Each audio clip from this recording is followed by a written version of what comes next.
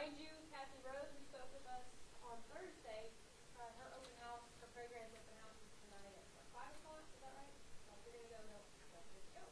So, let me start reintroducing our circulatory system with this brief video, and then we'll conclude right with our formal presentation.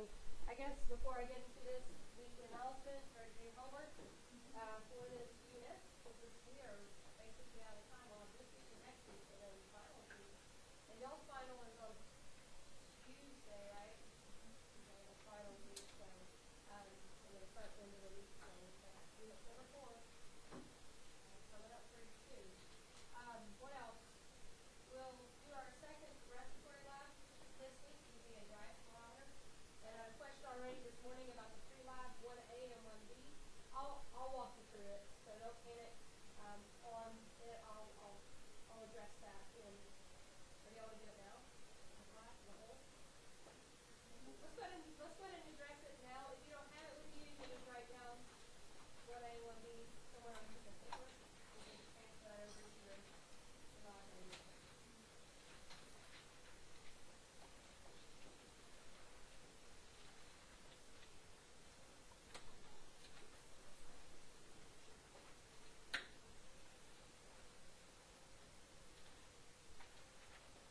The question was about this week's pre-lab, question 1A and 1B, about a reaction. Where can it occur slowly and more quickly? I've got you guys conditioned about slow versus quick, about overall body processing involving the endocrine versus nervous system. But here we're getting even more technical. We're looking at a chemical reaction. The question is, how can a chemical reaction occur more slow or more fast? And what do you know about basics about chemical reactions, whether one's slow or fast? Catalyst. Okay, so that'll tie into it. I mean, that'd be a more broad scale about receptors. But if we're looking at a specific chemical reaction, if we want a particular chemical reaction to speed up, we add a catalyst. And so in this reaction in your body, and let's go through that reaction. How does this reaction, what reaction am I talking about? The reaction between carbon dioxide and water. First combine to form what? What is that? H2CO? What is that molecule called? Carbonic acid. Carbonic acid. That intermediate product, H2CO3, is carbonic acid. And if you look at the reaction, it'll continue. It'll break down to release hydrogen ion and bicarbonate ion. Yeah, I completely lost that one over there. I'm not done with that yet. Ions have charges, right? And this stuff is going to be in our what? In our blood, which has a lot of, which type of molecule? The large component of our blood is plasma. What molecule makes our water? And the highest proportion of us is water, right? So we have a lot of water in our blood. These things are charged, so they're what in the water? Soluble. Ion is more soluble than molecular gas. So the whole point is our gas needs to get converted to an ion so we can transport it. Does that make sense? And why that would happen? So if we want to take a fairly insoluble gas and convert it to an ion, we can let it happen spontaneously. It does happen. Or we can enhance it utilizing an enzyme. So there's two options. So if we're looking at 1A, it says how does it occur more slowly? Or 1B, how does it occur more quickly? Well, 1B is clearly going to use what? A catalyst, an enzyme. 1A, no enzyme. So in 1A, the reaction for the production of bicarbonate and hydrogen can occur, you can use the word spontaneously, which implies no use of enzymes.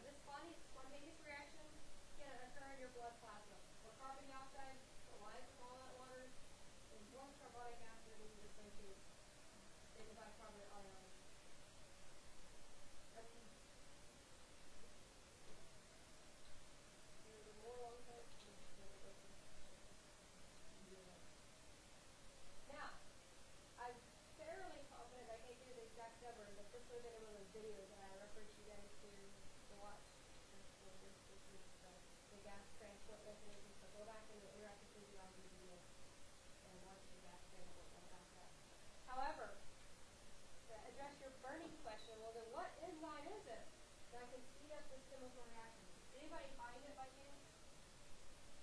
Anybody find the name of the enzyme that can form carbonic acid? It might sound a lot like, might start with a few things.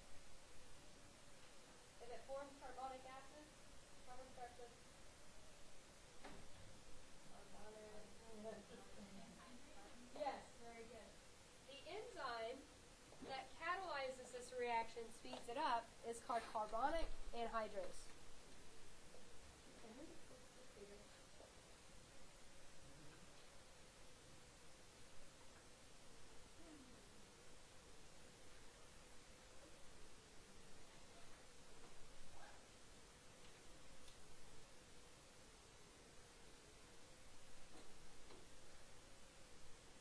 Carbonic anhydrase is the name of the enzyme where?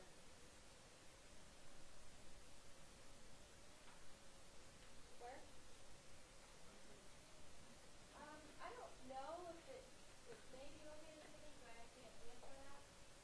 But if we're looking at what part of the general blood,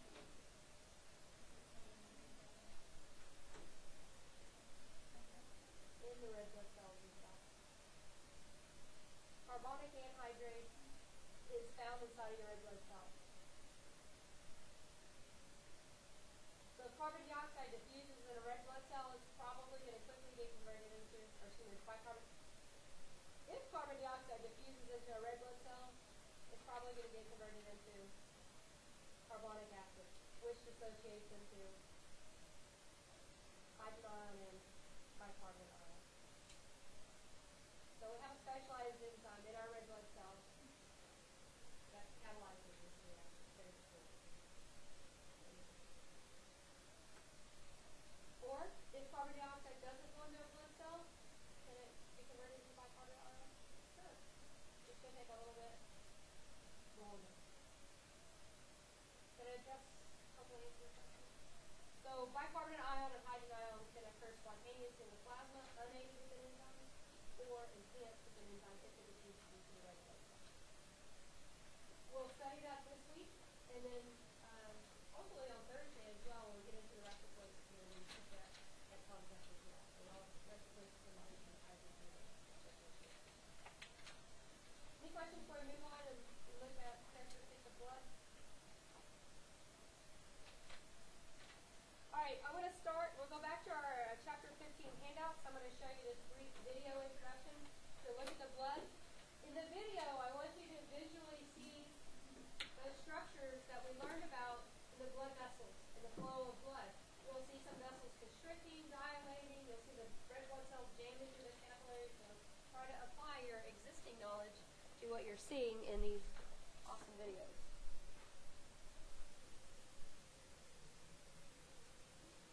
Saying that blood is thicker than water.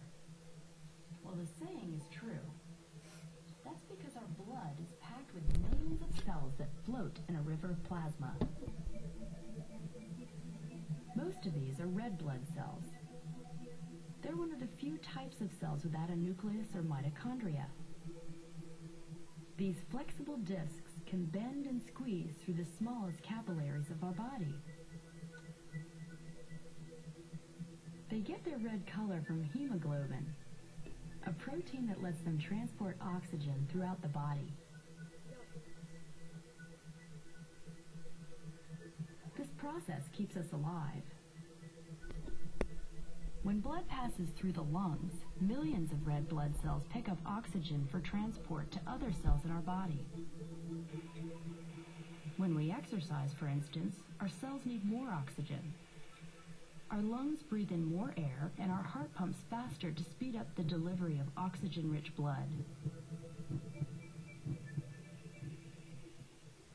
Red blood cells also act as garbage collectors.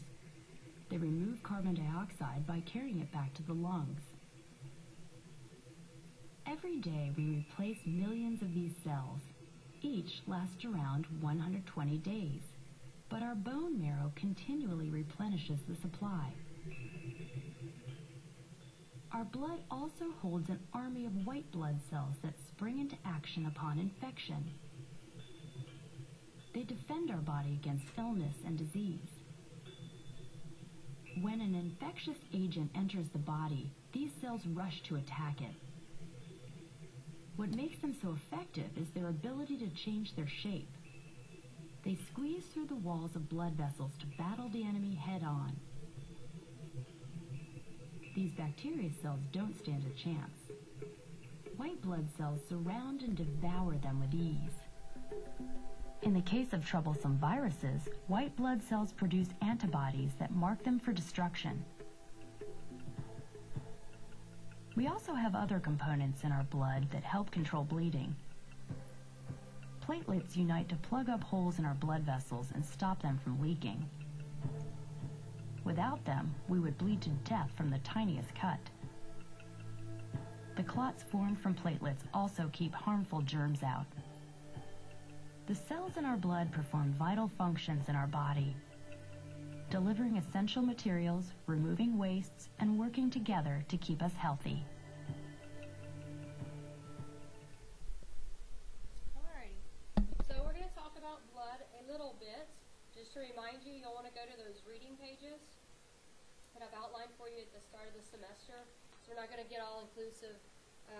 Most notably, where we won't go is looking at the different types of white blood cells, which are obviously important to our body, but time-wise, we're just going to get to the nitty-gritty about red blood cells, because we'll be applying those with the respiratory system and then also the renal system, what we'll conclude the semester with. Did we talk about the blood at all, the composition of it? We talked about it a little bit. We learned that the bulk of the blood is the liquid plasma. Did we look at the percentages of the hematocrit by chance? About 55% of your blood is plasma. Okay, so a high proportion of your blood is the liquid plasma component of the blood. About 55% is your liquid blood plasma. The balance of the plasma is what's called, or excuse me, of your blood, is what's called formed elements, or your book uses the word cellular elements. So the not liquid part. And within that are erythrocytes, our leukocytes, and our blood platelets. Our erythrocytes comprise about the rest of our blood percentage. So about 45% is the presence of platelets. Our platelets make up about 45% of our blood. Our erythrocytes and our platelets. Let me restate that so I'm not confusing you too much more. 55% plasma, about 45% red blood cells. So if you add those up, that makes 100%. You're like, well, what about those platelets and what about those leukocytes? They should be less than how much? Less than 1%. In a healthy person, not undergoing an immunological challenge, the platelets and the white blood cells should be present, but not the bulk of the volume of the blood. So, high proportion is the plasma. The next largest contributor would be the actual red blood cells of the erythrocytes in the body. To measure that, it's called a hematocrit, so it just tells you specifically of your whole blood what percentage is the red blood cells. And so your hematocrit textbook number should be about what percent? 45% is a nice, good hematocrit. Obviously, if the hematocrit numbers get higher than that, what would happen to the viscosity of the blood? More or less? More viscous, more sticky. And if my hematocrit falls below 45%, my viscosity is less and more fluid in the environment.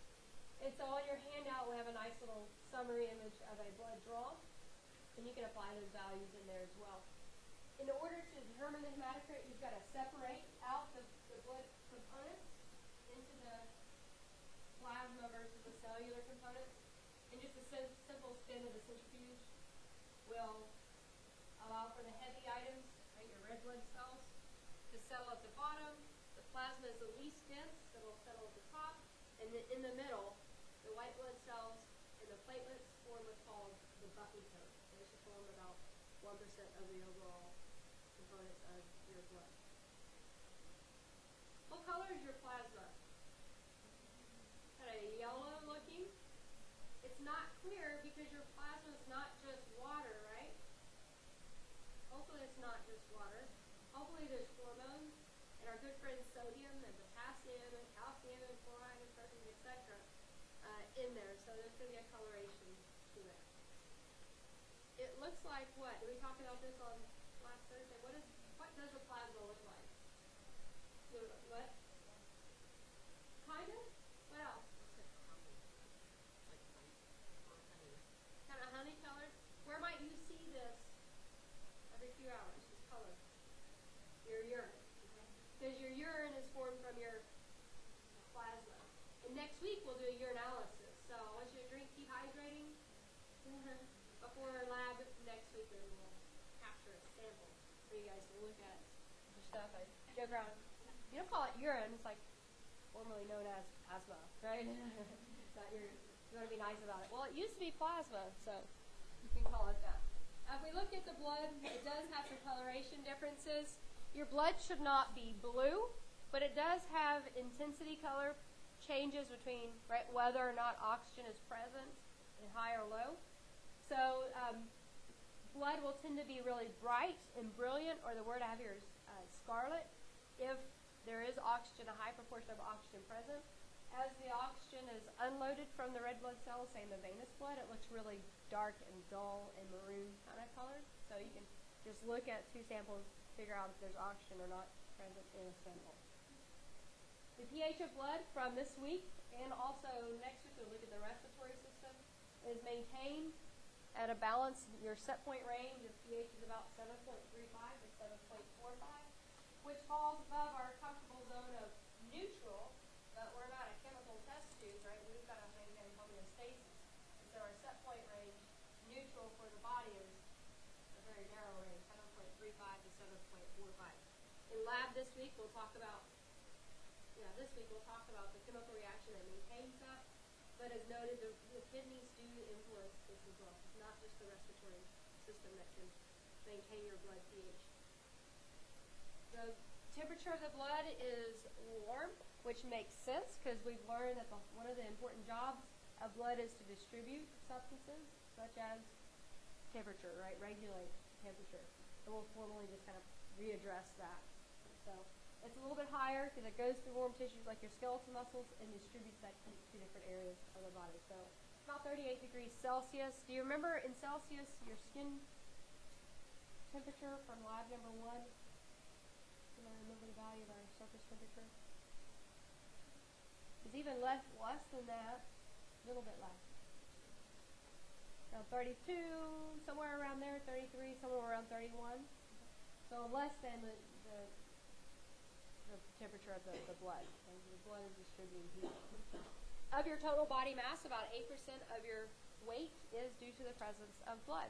And so a lot of overnight weight loss tricks actually cause you to lose what? Blood plasma. Okay, so you're going to might have historically called them the water pill, or we would call it diuretic or something like that. So sure, you could lose a few pounds overnight, but you're not losing fat. You're dehydrating yourself and putting yourself in a harmful situation. But so a high proportion, right? About 8% of your body mass is due to just your blood. And obviously, depending on the size and your health, it's going to dictate the overall volume of blood. But because women tend to be anatomically smaller than males, they tend to have a little bit less volume of blood. So the range is about 4 to 6 liters of blood. We calculated this in lab a couple weeks ago when we calculated our resting cardiac output. That equates to about our total blood volume. We're going to go through and just kind of reiterate what we've been mentioning all semester about homeostasis, and now we're applying it with the circulatory system. And we know the job of the circulatory system in the blood is to distribute stuff, okay, hormones, whatever, to distribute nutrients and waste, etc. But it also regulates blood factors, like I mentioned just a minute ago, temperature, like distribution through the body. And we'll also very briefly talk about how the blood can give us a protective role as well. So we'll go through each of these items right now, okay? So some examples of what you list, right? What might be distributed in the blood? Hormones, nutrients, electrolytes, gases, waste,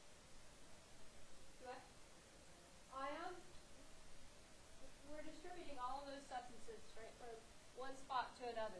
Right? So this, again, just like all semesters, just not an all-inclusive list by any means, but a snapshot which you guys just provided. So like our gases like oxygen, nutrients, right, from one spot to the other. Can't forget about waste distribution, hormone distribution, liquid distribution, solute distribution. That's what it does. It's circulating. A connective tissue is connecting and distributing components in the blood plasma from one spot to the other. In addition to just physical transportation or distribution, we can regulate certain factors. For example, a classic example is body temperature by distributing the blood from one spot to another. We can also regulate the pH of the interstitial fluid and the surrounding target tissues by the pH of the blood. So it's important that the blood pH falls into that set point range to maintain normal homeostasis. And clearly, as we've implied in the endocrine system, the blood volume and also the circulatory system, just the blood volume is indicate blood pressure, which it unfolds on all kinds of other factors which it can influence. So those are just a few examples of what's regulated by the blood: your temperature, the overall volume of fluid in the rest of the tissues, the pH in the tissues, etc. Okay, so it's distributing, it's regulating, and our blood is also giving protection. And this is the part where I feel kind of bad a little bit for not really giving an all-inclusive discussion here about immunology. I'm really going to give you the can't get any shorter about the immune systems we're going to talk today. But I don't want you to translate to me thinking that the immune system is not important, because that's going to be a false assumption. Okay? The immune system is really important to us, using our white blood cells and our platelets, which we'll identify. But I feel like my justification is for kind of waiting out here is when you go on to take you're probably going to take an immunology class at some point in your academic career going on to university. I'm hoping with the foundation which you've built here in physiology, hopefully in the transformation and the understanding of that physiological process from now in January, hopefully you can apply that better in immunology when you take it.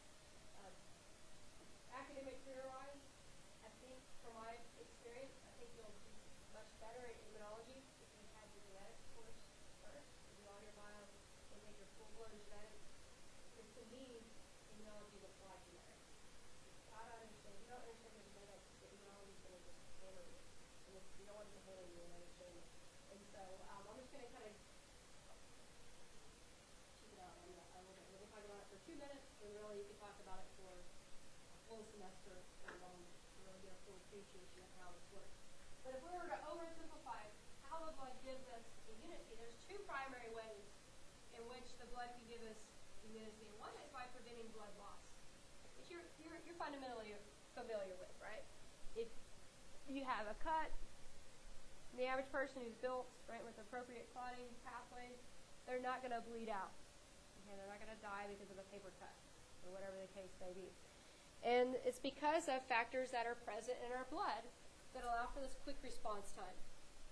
And so we have the ability to form clots utilizing the signaling pathway of these things called platelets. I don't think I fully addressed platelets a minute ago, but I want you to be aware that platelets are not full cells.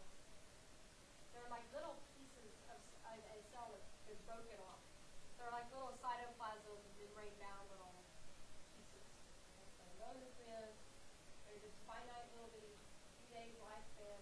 So they're kind of circulating your blood, waiting to go to work. They don't go to work, they get filtered out and gone. Okay? And so we can prevent blood loss by utilizing these little platelets that are circulating in our blood. It's important, though, that they aren't activated if they're not needed. What does that word activate mean?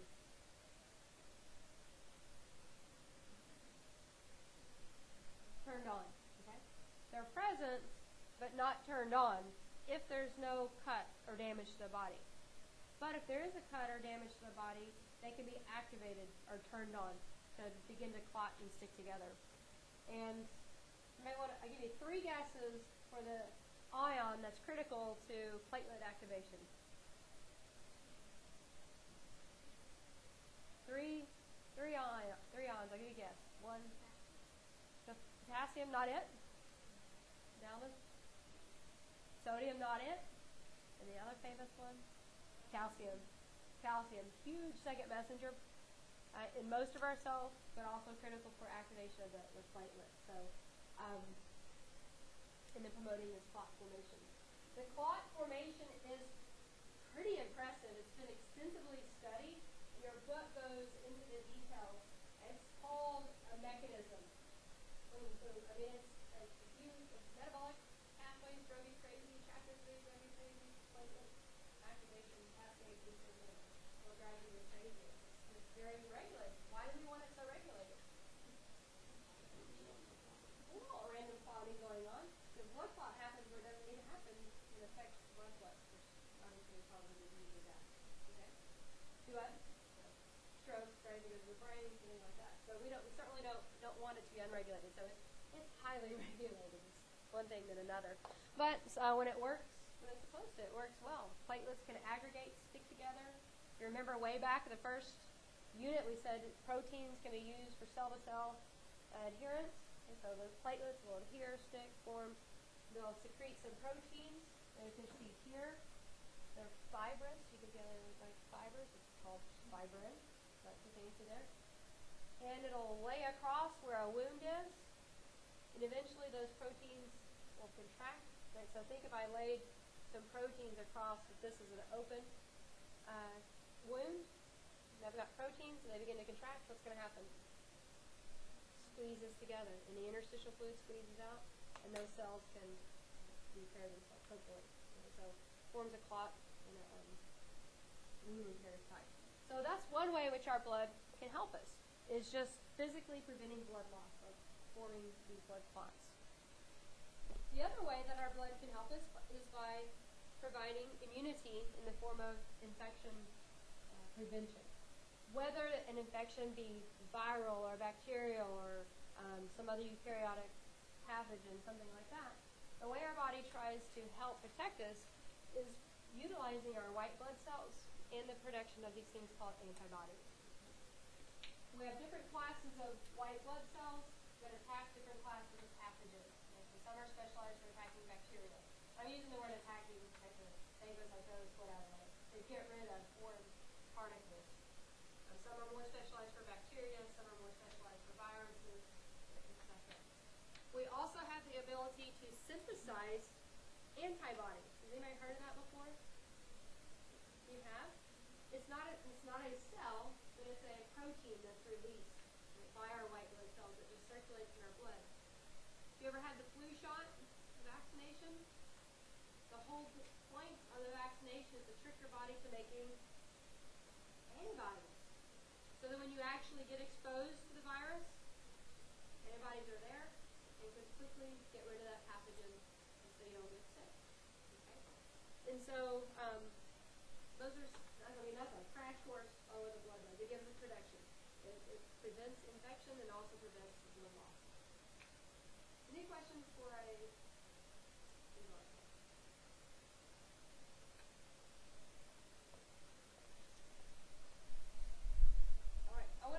red blood cells in more detail because this is what we'll study for the bulk of the semester now.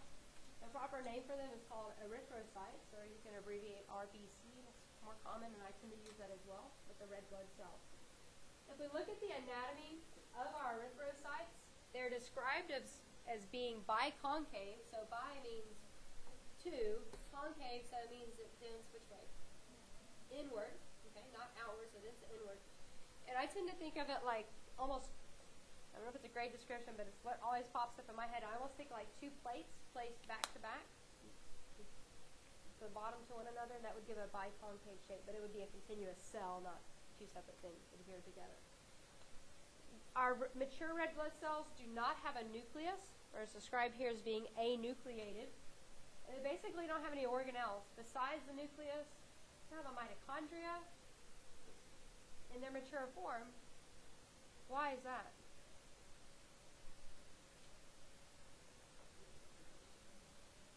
Well, they don't do what? They still need ATP. They'll produce it too, but they don't use what? Which doesn't use, if they don't have mitochondria, they can't use what? Well, they can make ATP. They don't have the ability to reproduce, but what about the mitochondria?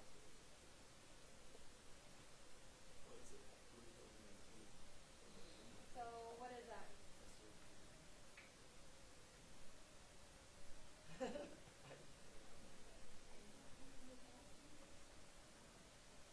Not to see how skewed from this end. What's the deal with the mitochondria? What does it use? It uses oxygen.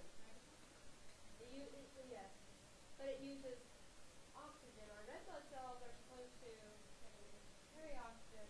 If they carried oxygen and used oxygen, they might balance out. They wouldn't have net. So our red blood cells do need ATP to power the machinery throughout their life. However, they make it anaerobically. That's what we were trying to stumble on. Glycolysis, right? Other pathways. Anaerobic. No oxygen utilized in the red blood cells because they don't have mitochondria.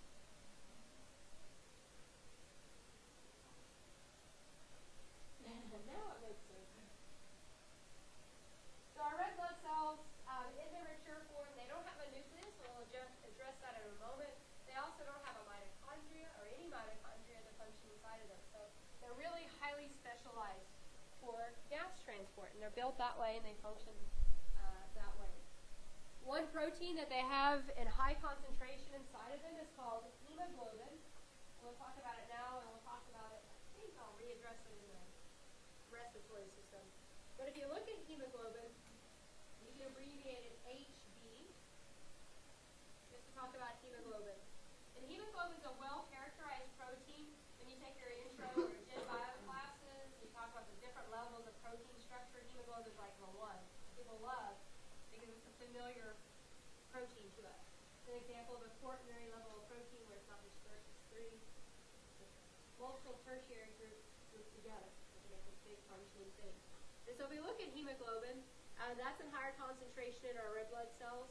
Additionally, there's another protein in high concentration in the membrane of the red blood cells. It's called spectrin. And it allows for the red blood cells to be more flexible. And if you remember the video, how those little blood cells are jamming through the capillaries, if they were rigid and inflexible, they might get stuck, okay, and then promote a clot, or a backlog, if you will. And so our red blood cells need to be flexible. I could have just as well given an example of carbonic anhydrase as another protein in high concentration in our red blood cells, because we know that carries forward, catalyzes that reaction. So it's still living, it's still carrying forward chemical reactions, but it just does things differently. It's mobilized in the blood and specializes in gas transport.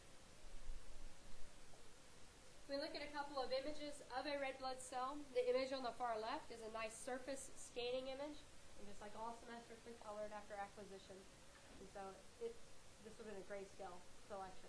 But I really like that image because it shows that concave nature of the red blood cell. And the image from your textbook is a nice little anatomical view, animation of it. Cartoon is the right word I'm sorry for, but you can see the biconcave nature of the red blood cell. And that's really important to the function of the red blood cell because its whole job is to primarily transport gases. And so if you look at its structure, that biconcave shape gives it a huge surface area. And I want you to clarify this in your handout. It gives a huge surface area in comparison to the cytoplasm. Recall in the image before, you notice how if that cell were spherical, it would take a lot more cytoplasm to fill it up. And that's going to basically squish. So a lot of membrane in relationship to not so much blood plasma. That gives it a large surface area. Because what are we trying to do here? Gas exchange. Dump oxygen or pick it up, whatever the case may be. Carbon dioxide, whatever. if we want to quickly get gases in and out, we need to have a high surface area. And so red blood cells have a really huge surface area compared to the cytoplasm and compared to any other cell in your body. And so it's specialized for just loading and unloading quickly gases. We also identified that ATP is necessary to drive the proteins like our enzymes, carbonic anhydrase, whatever. It needs ATP, but it does it under anaerobic conditions. And you guys, we eventually stumbled upon it doesn't, so it doesn't utilize the oxygen that it's carrying. Otherwise, it would be counterproductive to do that. What questions do you have about just the basic structure of a red blood cell at this point? Huge surface area, biconcave, lacking our familiar organelles.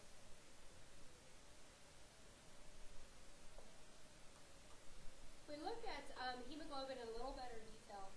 Hemoglobin is most well known for its role in binding reversibly with oxygen. What does that term mean, reversible?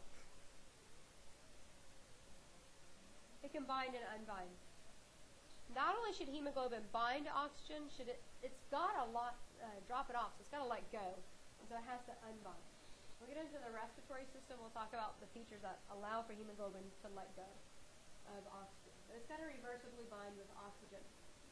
If we look at the structure of hemoglobin, it is a good example of a quaternary protein in that it's not one, not two, not three, but four little proteins adhered together. Two of them are called alpha chains, and two of them are called beta chains. And each of those chains has a heme group, or basically an iron core inside of them. And it's that heme group that's the reactive part that binds, if we're looking at oxygen, a single molecule of oxygen. So each little iron core can bind a single oxygen atom. So how many oxygen atoms could each hemoglobin bind? How many? If it has 2 alpha, 2 beta, each has a core. 1, 2, 3, 4. Each hemoglobin molecule can actually carry up to 4 oxygen atoms. So it can carry up to 4 oxygen. I should use the word molecule, molecular oxygen. Each one can carry up to 4 molecules of oxygen. Now, do what?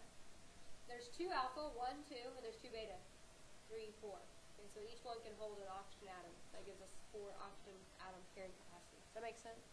Or questions?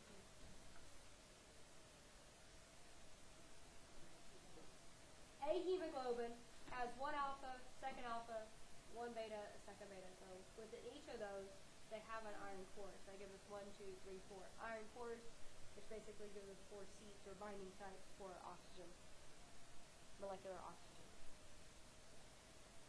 Question is then, well, how much hemoglobin is in each cell? Well, each cell has about 250 million hemoglobin molecules, so it's just jam-packed with hemoglobin.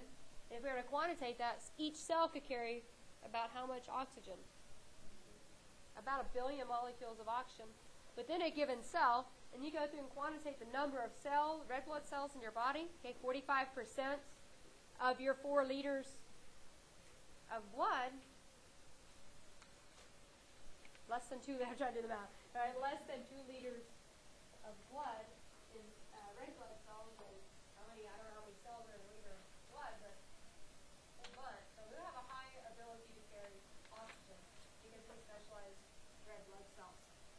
These images should help you a little bit better with, I have some kind of eyebrows raising about what hemoglobin is. And within a given cell, you pull out a single molecule of the millions in there of hemoglobin. It's 1, 2, 3, 4 little proteins bound together. And the iron reactive group is, in this image, illustrated with the little yellow disc. So we can bind to the 4 molecules of oxygen. Here's an image from your textbook, figure 15.3.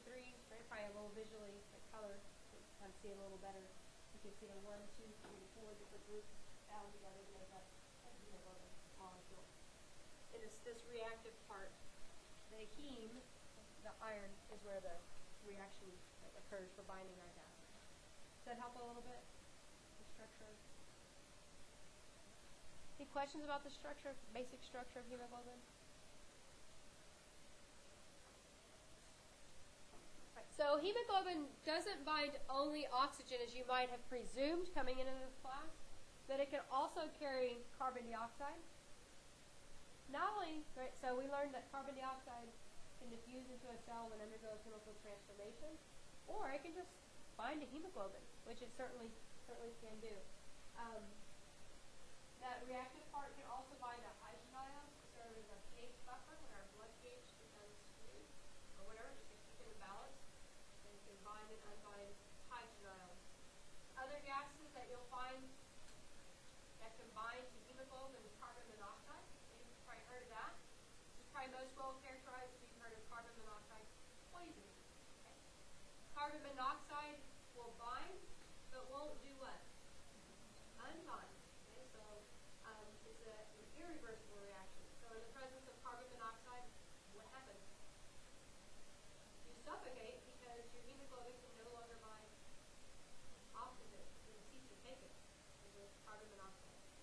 And so under atmospheric conditions, it's not going to unbind. So if someone has carbon monoxide poisoning, you better call 911 fast, take them to the hospital, and under treatment, you put them under a pressurized system. Force those carbon monoxide molecules out, replace it with oxygen, hopefully. The person will be sick, but hopefully they'll survive. If it goes untreated. Do you know the time, medic in here? Do you know the time? Like, it obviously is going to depend on the proportions that you're exposed to, if high or low. But, I mean, it's pretty, a short time. Because if you're exposed to a moderate amount of time of carbon monoxide, within like 30 minutes or something, death can ensue. Do what? Yeah, it's quick. So I actually had a student in class a few years ago whose girlfriend got sick at work with carbon monoxide poisoning. He was smart, recognized the symptoms, figured out how she survived.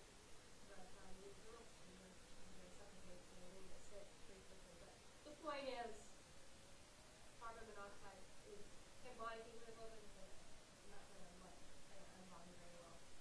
So nitric oxide can also bind to hemoglobin, and other molecules can bind to hemoglobin, but we're probably most familiar with oxygen, but it's not the only thing that hemoglobin can bind and unbind.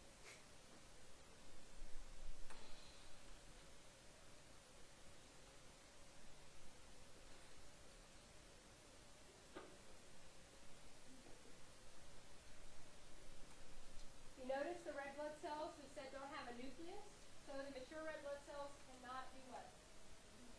They cannot reproduce. Based on your basic biology understanding, it doesn't make sense. We want our cells to reproduce. And so the mature red blood cells, they're going to get rid of all that reproductive machinery so they can fit through our tiny little pathways. And so what that tells us is we have stem cells in our body that continues to resynthesize our new mature red blood cells. The processes that we're going to go through in just a minute all sound familiar because they have the same prefix, erythro. That tells us we're dealing with the red blood cells. Very good. And then, so obviously the erythro part is important, but if we're trying to differentiate a process or a protein or something like that, we need to focus on the suffix. And so pay attention to the end of the word. It'll tell you whether it's a process or a protein. And so erythropoiesis is a process to make new red blood cells. Erythropoiesis is the process to manufacture red blood cells.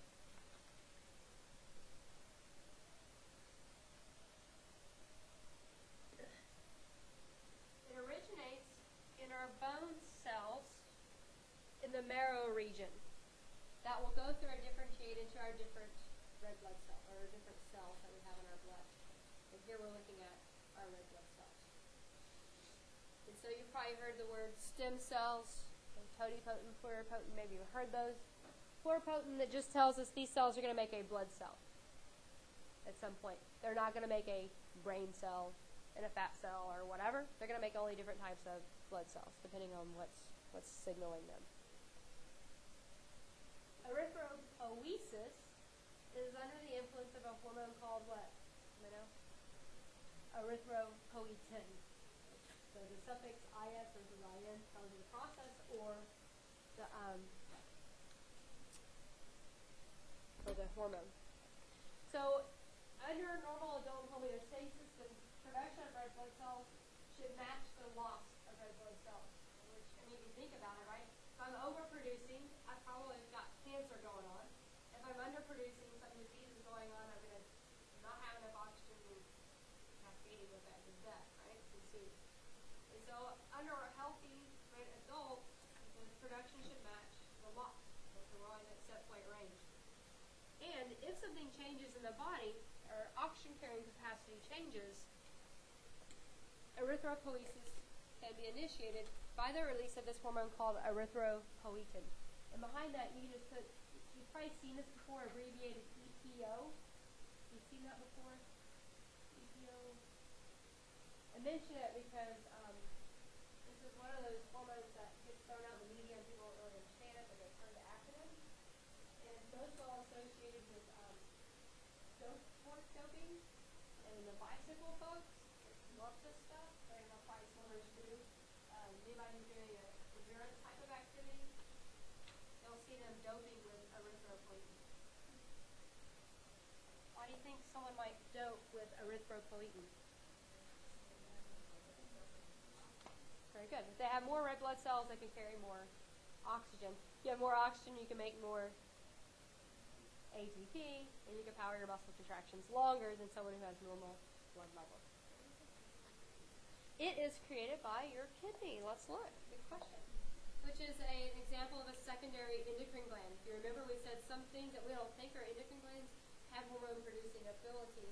I'll come back to this pathway, and then I'll come back to this. But the burning question that we had is, where does this come from? It comes from the kidneys, because your blood is going to go through the kidneys at a high rate. Okay, so it's going to go to the brain at a high rate, it's going to go to the kidneys at a high rate. And so the kidneys are pretty awesome. They can do many things besides just maintaining your blood volume. They can also detect just how many blood cells are going through, and they'll say, well, this is good or not good, above or below set point. If our oxygen carrying capacity falls below set point, the kidney will release a hormone called erythropoiesis, which in this image is illustrated in the red, or not the red, in the little green things, which would obviously target our bone to promote erythropoiesis. Once these red blood cells mature, they go into the circulatory system, and with negative feedback, turn off that pathway. So good question. If we step back and look at how this happens, how this red blood cell production happens, we have these stem cells. They're pretty generic looking, illustrated over here on the far left. Notice how it looks like a typical cell. It's got a huge nucleus, got a membrane, cytoplasm. Doesn't look too exciting. We're going to use that for our basic cell biology discussion, right? Once triggered, right, under the influence of erythropoiesis or monitoring just what's going on, stem cells will be triggered to divide. So we get a pro-erythroblast, okay, so a precursor cell. Like they're still the precursor state. You see that suffix blast. It's not really differentiated yet. Just getting ready. Then it'll go through and notice that its cytoplasm contents begin to decrease. Nuclear contents begin to decrease, but it still has a nucleus throughout a certain stage of its development. What it's doing is it's decreasing size for obvious reasons, with a fit through capillaries, but it's acquiring specialized proteins that it needs, like spectrin and hemoglobin and carbonic anhydrase and pumps in the membrane to make sure we're making hydrogen ion pumps and channels, right? It's specializing. And as it continues to specialize, at some point it'll eject its nucleus and other organelles. And it'll continue to condense, it'll build those hemoglobin molecules that acquire iron, and it'll take on our characteristic biconcave oxygen carrying capacity red blood cells. So it's a really cool process to get to the production of a red blood cell.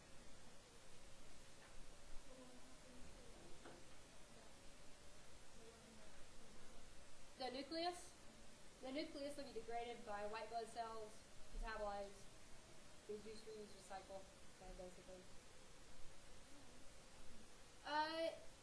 It takes well, from start to finish, well, I don't know the quantification. It doesn't take horribly long, but collectively, if you're trying to bring your blood volume up, so let's say you donated blood, it takes a while to bring the volume back up to set point range, and so it takes a period of months for your blood levels to get back up to set point after a major loss. But cell division, cell specialization generally takes less than a day. But I don't know quantitative. I'll look in your textbook and look that up. And there was something else I was going to look up. What did you have? What questions you have on Thursday? The what? Oh, you were talking about innervation of the lymphatic vessels. And there's not a lot of conclusive data out there. Didn't know because there's just not a lot of data supporting it. People were looking at sympathetic extrinsic innervation. Research on dogs and other animals. Not a lot of data in humans. And for my research, I didn't see anything about anchors, what type of nerves, but obviously the sympathetic needs anchors a lot of things as well. So to answer your question in the last one, it looks like they are innovative, but there's not real evidence out there. So maybe get fun research about it. This and evidence in a couple of years I'm going to say, yes, what would you think about that? And the other question, I don't know the value, but once a cell starts dividing, it doesn't take very long. But it will take a little bit to make these specializations. So I'll have to look at the quantification of a single cell from start to finish. I wouldn't think very long.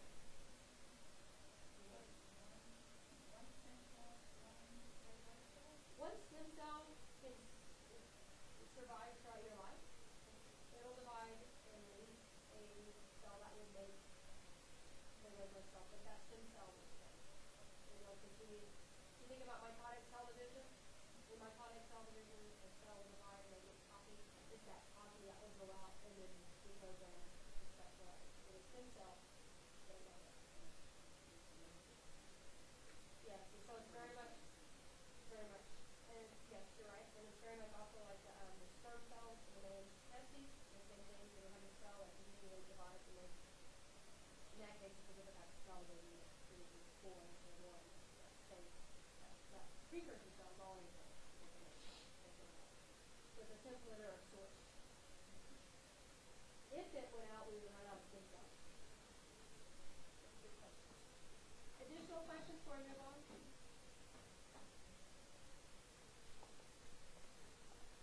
Alright, so erythropoiesis produces our blood cells. It is hormonally controlled. Most cell divisions don't take long, but I can't quantitate for you guys how long, and I'll look that up. And it may be in your, we'll see if we can look in the book to see if it's in the quantification. But if you give a large volume of blood, like donate to OBI, do they know the value? How long you need to wait to do it again? About how many? Not 6 months, about 60 days. Yeah. You could give every about 54, 56, somewhere around there, 60 days. So every 2 months. You could, if you're nice. Not that nice. Scared of needles. But you could. You could do that. But so to match a large volume of loss, it's going to take a couple of months. Blood plasma can be reproduced much more quickly. I guess you could probably go once a week, really, if you wanted to. But I think it cuts you back to like every 2 weeks.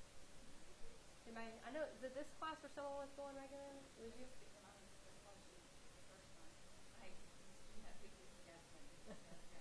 It tastes pretty good. So, but yeah, it doesn't take long. You just bring your blood volume back up and no plasma.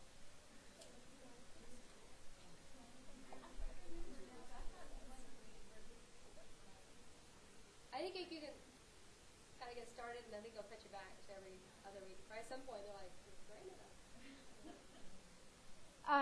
The question is, well, what might initiate erythropoiesis?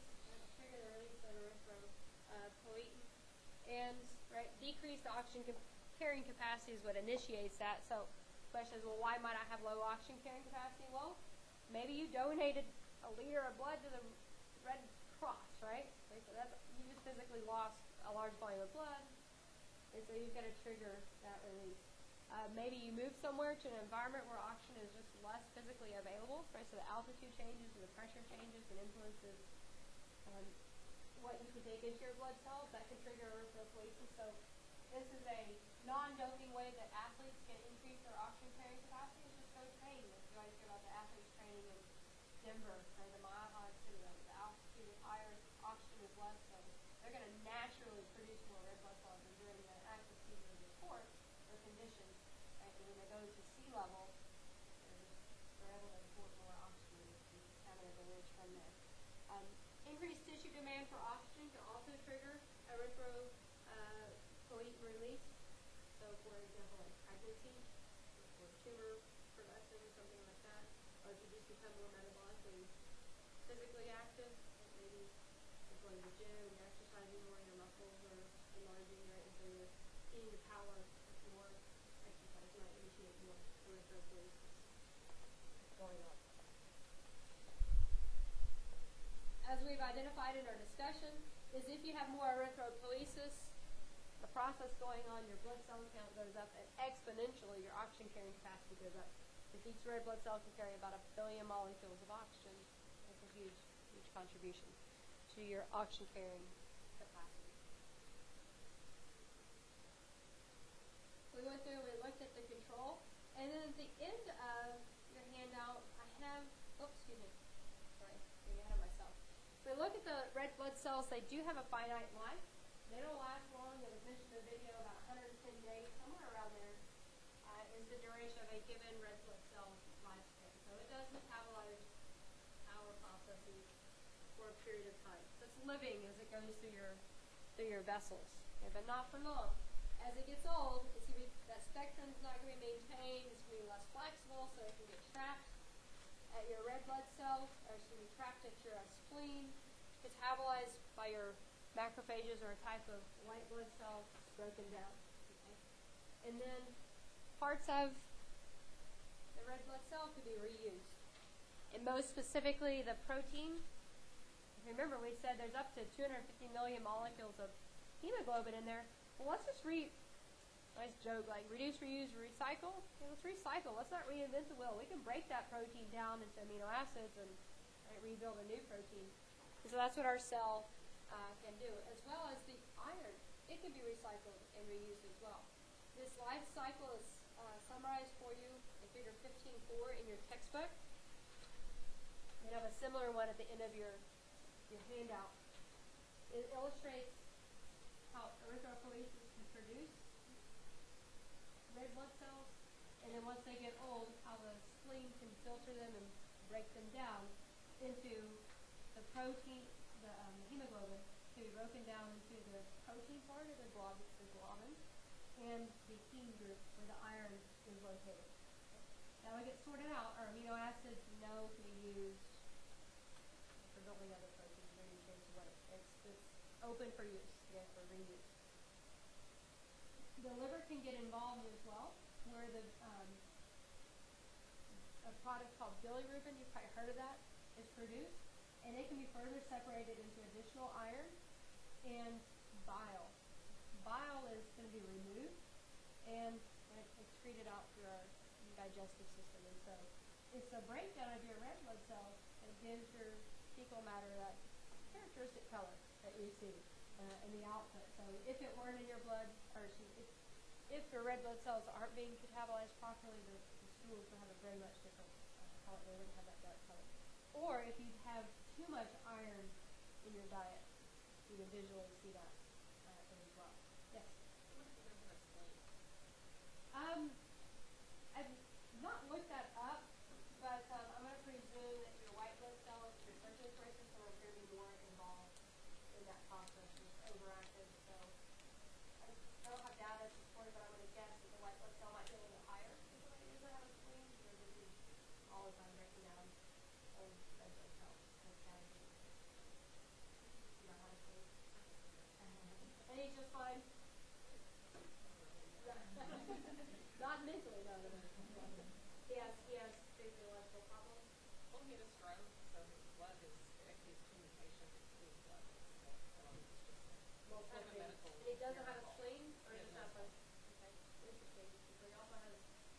blood mutations. It's like sickle or something like that. It's thick. Too viscous. You need to drink more water, probably. Well, sounds like he has a multitude of things besides just the sleep being absent, affecting his blood distribution. I'm going to guess someone who maybe had a tragic accident and they've lost their sleep. I'm going to presume that their white blood cells count for a little bit higher compared to someone who doesn't. But I don't know the definitive. Additional questions?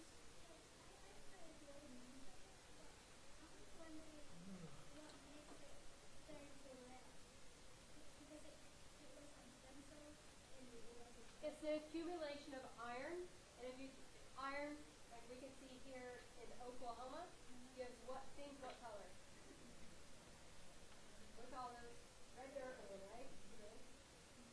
Where iron is present, objects are going to appear red. So it's the presence and accumulation. So at the later stage in development is when those red blood cells will accumulate and transport in that iron, and it visually looks red.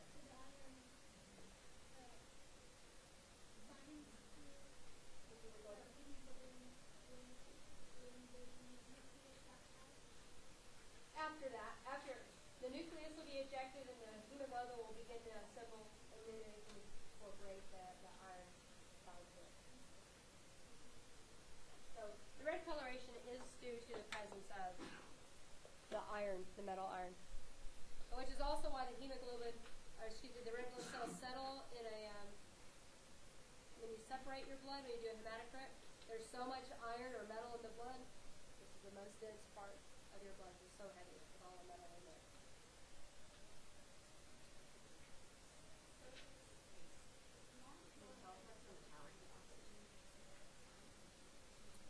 I can't hear you.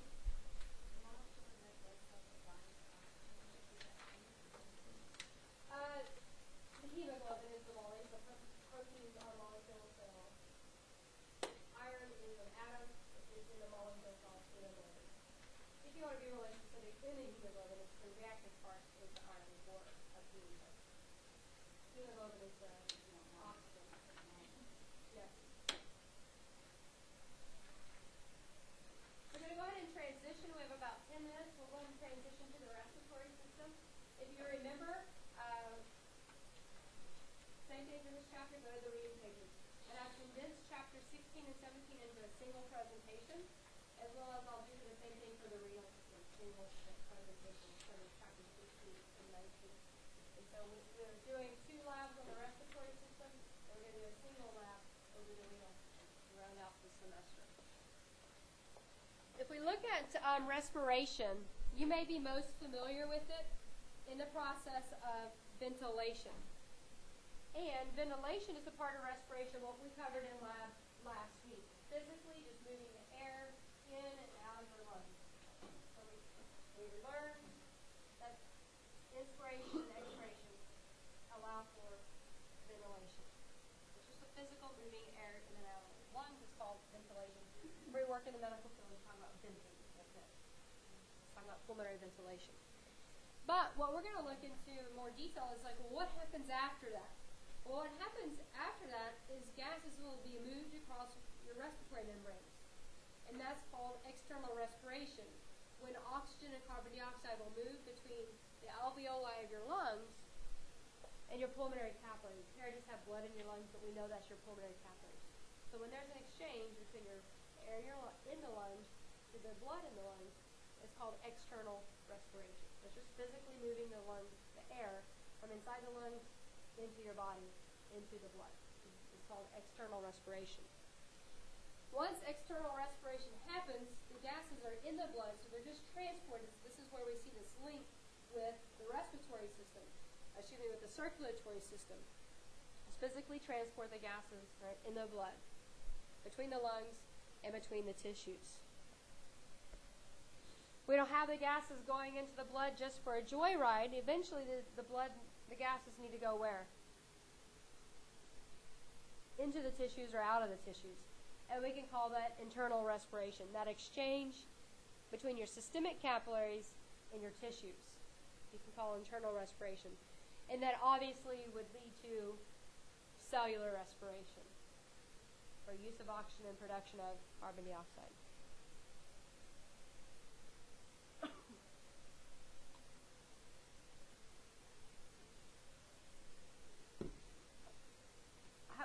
I have a big star here by ventilation because that's what we covered in lab last week. We looked at the mechanics of inspiration, those physical volume relationships, bringing air in and out of the lungs. I'll briefly review today, but we covered in I think, pretty good detail in lab last week. These processes are summarized by the simple image to the right on your handouts. This is from an image of a previous textbook. Just to review, ventilation is just physically moving the air in and out. Your inspiration, your expiration. That exchange that happens between, this is representing an alveolus of the lung, and your pulmonary capillaries is called what? External respiration. And then the gases get transported. In this chapter, we'll see, well, how do gases get transported? We have an idea. Oxygen binds to what? Hemoglobin. Carbon dioxide can bind to hemoglobin, or it can get converted to bicarbonate ion using an enzyme or not, basically. So we'll conclude this chapter with this transport, and then we'll look at the exchange of the gases between the systemic circuit and the tissues, what we call internal respiration, just the unloading at the systemic circuit with your tissues. Are you okay on some of those terminologies before we move on? Applying. All right. If we look at some basic anatomy of the respiratory system, I think we covered it in decent detail in lab last week, but I just want to review it for you. Your lungs are located in the thoracic cavity. We had an introduction to it when we talked about the circulatory system last week. So the thoracic cavity, you know, is protected by your rib cage, which is controlled by the intercostal muscles between, the individual ribs. We have two lungs, and one on the left side and one on the right side. They are anatomically different, which is separate from one another, which supports that question that y'all had from lab last week. What if you blocked one lung? Well, your volumes will go down by half because you have two lungs. You lose one, the other should still function. So they're separate structures, although built the same, they should operate independent of one another. We also noted that the diaphragm is involved with regulating respiration. And we also noted the lung tissue is very kind of spongy. I don't know if that's the right word to use it, but it's very elastic and stretchy, and it's filled with air. Air is going to move in and out. We also noted in lab last week that there's a connective tissue that surrounds your respiratory system. It's called the pleura. We have the parietal pleura that adheres to the thoracic cavity, and the visceral pleura that's just right on the surface of the lungs themselves. And on Thursday, we'll look at the pressure that's created by this little pleural line between those two. And one of the labs, Tuesday or Thursday lab, we went into better detail about a little bit about that pressure gradient that's established there. Those are the primary structures. If we look at the lung tissue, getting air to and from the lungs are trachea, which we saw in that dissection that we did a couple of weeks ago. We got to see the trachea when we did the heart dissection. And we also noted, we mentioned, but I don't think we got to see, most people didn't get to see the main stem bronchi that go into the left or the right lung. And then we'll notice that the diameter of the respiratory passageway actually gets smaller the more deep you get into the lung tissue. Now I want to use the next 2 minutes just to review the phases of ventilation. If I inspire, what did you guys notice happens? To inspire, diaphragm contracts as well as do the intercostals. So it effectively does what to the thoracic cavity? Expands it, so our volume goes up, and we learned, thanks to which law? Boyle's law. What drops? Pressure drops. Low atmospheric pressure, so air will move into the lungs. So inspiration is just contraction of our muscles. Increase that volume, drop the pressure, move the air into the lungs. What about expiration? diaphragm relaxes, intercostals relax, our thoracic cavity area goes less, again, decreases. And so our volume goes down, pressure goes up, and air should move out of the lung. We're out of time here. I would like for you to read the reading pages of chapter 16 and 17